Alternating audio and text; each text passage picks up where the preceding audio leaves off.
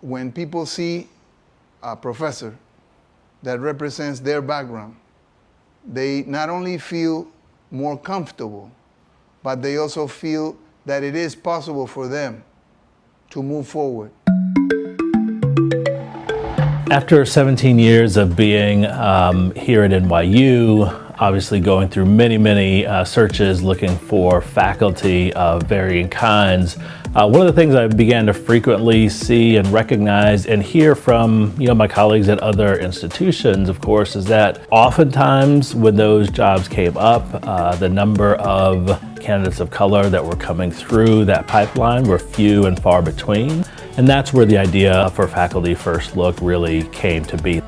So when we think about Faculty First Look, we think about what are the most critical and fundamental building blocks to get talented people into applying for faculty positions, but also leadership in higher education. Our faculty donate their time, they're generous with their wisdom, and many of our own faculty have faced a lot of the barriers of underrepresentation that these students come to the table with.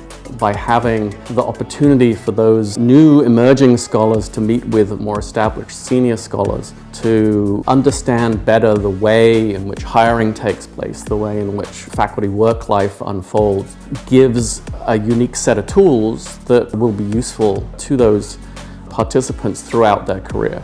I'm from a smaller regional comprehensive university, and I wanted the type of development that takes place here in terms of really understanding the faculty job interview process, understanding how to prepare my materials, understanding how to negotiate an offer. So this is exactly the type of professional development I need to be competitive. I knew we were going to get a workshop on CVs and cover letters, but I certainly didn't anticipate to get personalized, detailed feedback on both my cover letter and my CV with not only senior scholars, but administrators that are actually doing the hiring. You kind of have a small cohort of people, about 30-ish, and I felt like that was a more intimate environment to get a little more personal attention, to ask questions. It's been important to get feedback, and we are just super excited to understand what are the best ways to keep developing this program. You only have so much space in the application, you only have so many words you can put on paper, and to really articulate that passion, that drive, let the world know that it's on fire and you're here to help kind of put some of those flames out. It's very hard to do, and this program really covers all those bases.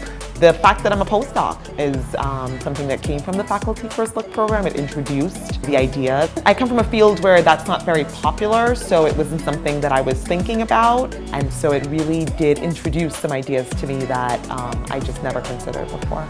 So I think that it is important to do the same thing we're doing here at NYU, the same thing we've done at Steinhardt, at other institutions, to really create a kind of network that is a pathway for preparing diverse faculty members to know that they have an institutional network, a faculty network that is invested in their success, invested in their mentorship. So I kind of view Faculty First Look as not so much as a program or as an event that happens one time or two times, but rather the beginning of a lifelong process of creating a powerful network.